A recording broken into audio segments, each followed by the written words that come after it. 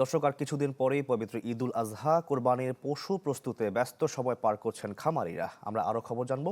নোয়াখালী থেকে যোগ দিয়েছেন আমাদের সহকর্মী হাসিব আল আমিন।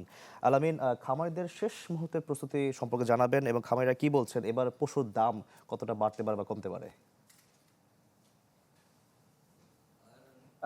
শাকিল, সারা দেশের ন্যায় নোয়াখালীতেও খামারিরা ব্যস্ত সময় পার করছেন। এখানকার যারা খামারেতে যারা চাকরি করেন, কাজ করেন, অথবা যারা ব্যবসায়ী রয়েছেন, তারা মূলত এখন দিনরাত পরিশ্রম করছেন, পরিচর্যা করছেন। এই শেষ মুহূর্তে বিভিন্ন খামারগুলোতে ক্রেতাদের তাদের আনাগোনা দেখা দিয়েছে।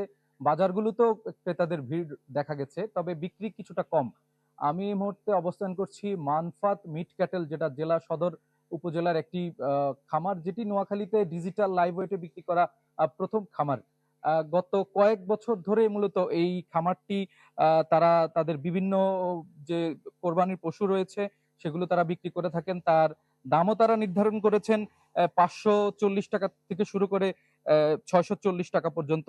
এর মধ্যে রয়েছে আমাদের যেটা বলা হয়েছে, জেলায় প্রায় 200টি কোরবানির পশুর হাট রয়েছে, যেগুলোর ভেতরে বেশিরভাগ খামারগুলোই মূলত আহ, আহ, তারা বলছেন যে গোখাদ্যের দাম বেড়ে যাওয়ায় এবারে কিছুটা আহ, অতিরিক্ত দামে বিক্রি করতে হবে, তাহলে তাদের পোষাবে না। ঈদ আসবে, সাথে ক্যাশব্যাকও আসবে। নিজের বা প্রিয়জনের জন্য কেনাকাটায় এবারও নগদ পেমেন্টে পাচ্ছেন দারুণ ক্যাশব্যাক। তাই যাই কিনুন, পেমেন্ট করুন নগদে।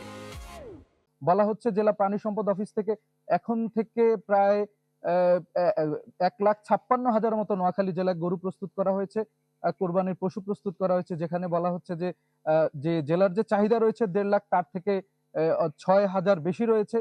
তবে খামারিরা শঙ্কা করছেন, বাহির থেকে যদি গরু না আসে তাহলে এখানের যে গরুগুলো রয়েছে সেগুলো খামারি যারা রয়েছেন তারা ন্যায্য মূল্য পাবেন। এখানকার যারা খামারি রয়েছেন তারা বলছেন যে ক্রেতারা আসছেন এবং তারা বিভিন্ন পশু দেখছেন এবং তারপর সেগুলোকে রেখে যাচ্ছেন। এই যে খামারটা রয়েছে, এই খামারটিতে মূলত কোরবানির দিন সকালবেলা এখান থেকে গরু নেওয়া হয়, কিনে প্রতিটি গরুর পাশেই তাদের মূল্য লেখা থাকে, ওজন লেখা থাকে, এবং যখন যে সকল ক্রেতারা এগুলা লাইভ ওয়েট করে তারা দেখে তারপর নিয়ে যান। ফেসবুকের মাধ্যমে তারা গরু বিক্রি করে থাকেন, অনলাইনের মাধ্যমে। জি, ধন্যবাদ আপনাকে।